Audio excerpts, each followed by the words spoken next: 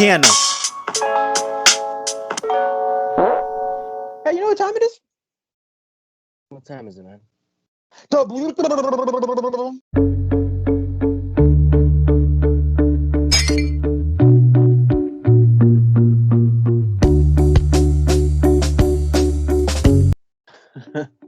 Hey, everybody. Welcome to another episode of The Beatdown. I'm your host, Class. This is my co-host, Mr. J.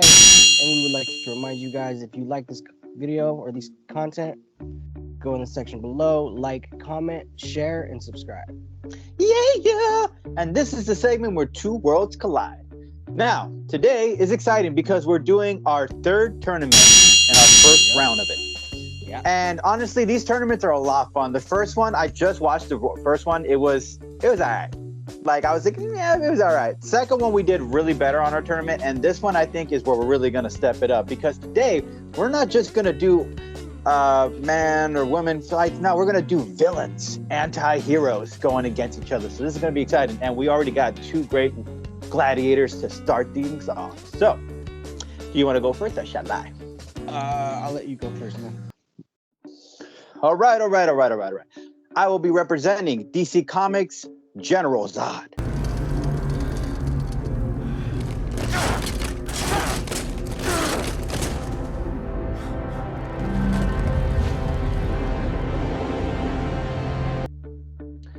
Now, let's talk about General Zod, shall we?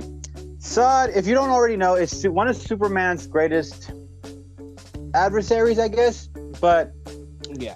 the only difference is that Zod did not grow up on Earth, so he didn't attain the powers like Superman did. But he was able to adapt his powers a lot faster than Superman because Zod is a general. He has experience in Kryptonian technology and Kryptonian battles. He's probably gone into other different planets and fought different aliens and so on and so forth. So General Zod has a vast knowledge of dealing with all sorts of characters. And it's no exception to the character He does a lot of training in tactics and hand-to-hand combat, which Superman doesn't. Yeah, and the fact that he has the knowledge of Kryptonian technology also comes to his favor because he obviously knows how to use more advanced stuff than Superman would. Superman would wield his spaceship kind of like an amateur, and Zod would really pretty much be able to control it like a god. So let's just throw that out the window. But Zod has the same abilities as Superman. They're both Kryptonians. They have super strength, super speed. They can shoot heat ray out of their eyes. They can shoot ice frost out of their mouth. They can throw wind. They can throw punches here and there. They're pretty hard to penetrate into the skin. They have all the works. The only difference is that Zod is not as super strong as Superman and super fast because he wasn't living on Earth for that long period of time to obtain that amount of power. But he is super strong nonetheless. That being said, let's get into who he would fight and how this would play out. Okay, so Thanos has fought a few characters in his time, and two characters that I would like to point out that will kind of put him at a disadvantage here would be Deadpool and Squirrel Girl. Okay, he lost to Squirrel Girl. It doesn't ever show in the comics how it played out, but he did lose to her. I think you're thinking of Dr. Doom. No, Squirrel Girl. Squirrel Girl beat Thanos. And what do you call it? What's his name? Watcher? The guy who watches everything and stuff like that. He witnessed the whole thing. So it never shows what happened, but it did show that Squirrel Girl beat him. And then Watcher would say, this was not a clone. This was not a simulation. This was none of that. This was legitimately a fight, and he lost to it. Deadpool, another guy. Now, Deadpool is not known for super strength. He's pretty strong, but not that strong. Speed, here and there, but he's known for his skills. Sadly, Deadpool beat Thanos. That's gotta be a little bit of a twist to the knife situation because Deadpool is not a god like Thor. He doesn't have an ability to really use superpowers like anybody else, like Captain Marvel or anything like that. So being able to just use only his skills to go against Thanos and beat him is kind of odd to me. But in that sense, he does have that magic satchel, and with that, he's able to pretty much pull anything out of it. So that, against anybody, I really feel has a big advantage for him. Yeah, and the sad thing is in the comics, it was just Thanos versus Deadpool, and they were fighting for Death's affection. And he was about to lose, and then Thanos decided, I'm going to make you immortal because I don't want you to live with death, you know? There's a whole thing about it. But regardless, Deadpool did beat Thanos in that essence. And that shows that General Zod has more skills than those two put together, obviously. And on top of that, he also has the upper muscle to back it up. He's got the speed, he's got the strength, he's got the heat ray, he's got all the abilities of Superman. So using his general experience to go one-on-one with Thanos and fighting him, he's really going to actually give Thanos a run for his money. If Thanos lost to Squirrel Girl, if Thanos lost to Deadpool, there is a chance he's going to lose to a very fearsome warrior like General Zod. Okay, another thing. He was defeated by Drax, but I'm not going to talk about that. I'm only talking about that because I bring up the fact that after he got defeated by Drax, he now has no ability to regenerate organs. So he can't regenerate an organ. If he gets his heart ripped out, it's over. That's it. So in that essence, General Zod has an advantage there. He could just go for the kill at some point and just reach for the heart. Now, it won't be that easy, obviously, because of Thanos' reflexes and everything that he has in his corner. But obviously, the heat ray is going to also take, the heat blast is going to give him an advantage in that essence too, because he could just cut Thanos' limbs off.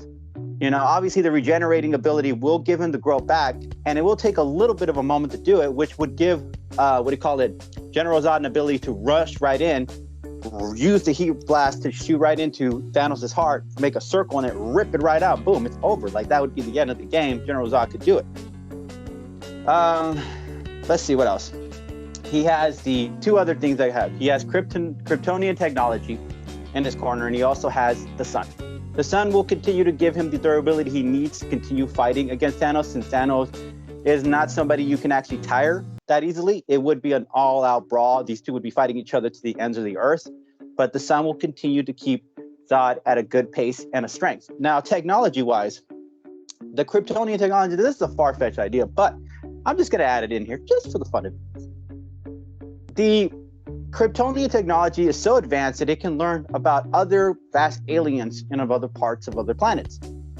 Hypothetically speaking, he could learn about Thanos. They could learn about history. It could learn about what kills Thanos' people. It could learn about what kind of diseases could affect Thanos, which therefore could create something kind of a disease called for cancerous for Thanos that could weaken. It's a universal kind of cancer.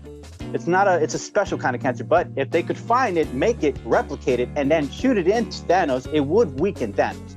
And it would give Zod, again, an upper advantage. So that's just all thrown into a hypothetical. So my solid point being is that Zod has all the incredible experience and military background, the Kryptonian technology. He would be able to first eliminate his opponent by taking his greatest strengths and attributes, which is his muscle, which is his arm and his legs, probably cut those off, directly go straight for the heart, rip it out, call it a day, and General Zod moves on to the next round. Never. My contestant today is Thanos, the Mad Titan. Now, I've done a little bit of research on both of them. And yes, General Zod is extremely strong. He's fast. He has everything that Superman has. But like he mentioned, General Zod is not as strong or as fast as Superman because of the fact that Superman grew up and for years was exposed to the yellow sun. That's actually the thing that heightens the Kryptonians' abilities, is the yellow sun. Now, there is a situation where the sun actually weakens them, and I believe that's a red sun. I could be mistaken. I could be wrong. But no, you're right. There is a sun which weakens them and puts them at a huge disadvantage. And what else we got? General Zod, but I mean the same could be said for Thanos. Is they both have an extremely big ego, and that's actually what gets Zod in trouble most of the time. Is that he has this huge arrogance, and he doesn't see the error of his ways, I guess you could say, and it just ends up getting him in trouble, in which he can't get out of it. So that level of arrogance against someone like Thanos is not good, because Thanos is extremely strong. He's pretty much an eternal, which was he was born with a deviant gene. If you don't really know the history of the Eternals and the deviants, the Eternals were created a long time ago by the Celestials in order to help, I guess. You know, they were like some of the first superheroes or something like that. Yeah, of the kind, of the mankind. They were created to just hunt and destroy the deviants. And, you know, it's a whole big, long thing, which, you know, I can't really get into at the moment. But, yes, Thanos is an Eternal, born with the deviant gene, which is why he looks the way he does. And it gives him that purple skin. Now, the thing I didn't know, Thanos' skin apparently is extremely tough to penetrate. That's, you know, it's not just purple. It's not just a pigmentation thing. It's extremely tough to penetrate. Could General Zod do it? Yes, probably could. My whole argument today would be pretty much Thanos is going to need to use the gauntlet, the thing that he is most known for, you know, the thing he spent his entire existence trying to get, because to him, the Infinity Gauntlet is pretty much the ultimate weapon or the ultimate sign of power. Now, it carries 6 Infinity Stones, or Soul Gems, which I believe they're originally called. Each one does a different thing. One gives him extreme power, one allows him to go anywhere within space. One is a Soul Gem. I'm not entirely familiar what the Soul Gem does, but you know. Well, it takes the soul out of somebody. Like he can actually like take your soul from them. Take your soul. Yeah, he can pretty much drain that guy out of it. Does the whole Shang Tsung thing. Yeah. All right. Well, that's what the Soul Gem does. So basically, my point here is he is going to need to use that weapon in order to transport them both, him and Zod, into an area where there's a red sun and Zod is weakened. In that situation, I don't think Zod will be able to stand up to, you know, the immense strength that Thanos possesses just on his own without the gauntlet. That's something people don't realize ahead of time, is that they think just because of the gauntlet Thanos is strong or is durable. No, he is that strong and he is that durable without it. He's actually also extremely fast and agile. He has extreme reflexes and speed. So, yeah, he does. I mean, because you got to be strong and powerful to wield the gauntlet. You know, you can't just be some weakling who can hold on to it. You can't be Ant-Man and be like, I can turn it. No, it would kill you. You have to be really super strong to do it. So everybody craps on the Ant-Man. That's funny. Yeah, but it's funny because like when you look at it, Thanos is a very powerful being on himself. He can actually fly. I didn't know that. He has the ability he can fly. He has the ability to fly. He can regenerate his limbs and everything like that at a regenerated weight. I heard he can regenerate, Yeah, he can hard to penetrate his skin. He has obviously experience and background. He has amazing reflexes. The guy is super strong. Not a lot of people have killed Thanos. People have defeated, some people here and there have defeated him, but killed Thanos? I mean, look at it. Look at the chart. There ain't a lot of people who've done it. I mean, you have to be a godlike being in order to really step it up. I mean, it's not just simply you can come out of nowhere, the Skrull girl situation is really is funny to me, but at the same time, she never loses, so we don't really know how that fight came out. It could have been a psych out or something, I don't know. But regardless of what it was, Thanos is not that easy to beat. Every guy, think about every person, Hulk, Iron Man, every person that could have been able to defeat him, could have gotten a chance, never beat him. So Thanos going against even somebody like Superman isn't really going to be that intimidating for him, I think. So that's just my input on this. Will he be intimidated? Probably not, because he's a Titan.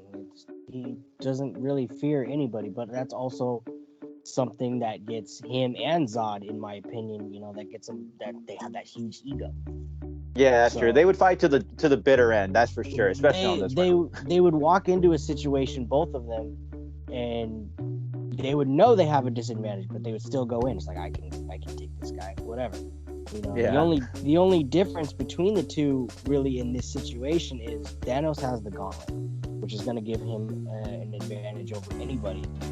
because, like, with the Reality Stone, he can completely change the reality of I believe, his surroundings and everything. So, like, who knows? Maybe he could change Zod's abilities to where he can kind of water him down and weaken him even more.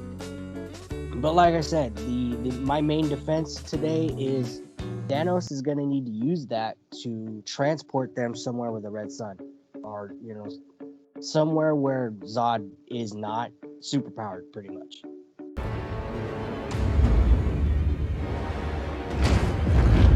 But of course, it's not up to me. It's up to you guys. Yep. You guys get to decide. So, if you guys liked my argument, you know what you can do? You can hashtag General Zod. And if you like my boy's argument, you know what you can do? You can hashtag Thanos. Yeah. And as always, No Press Fam, we really appreciate you guys. Catch you guys later. Peace.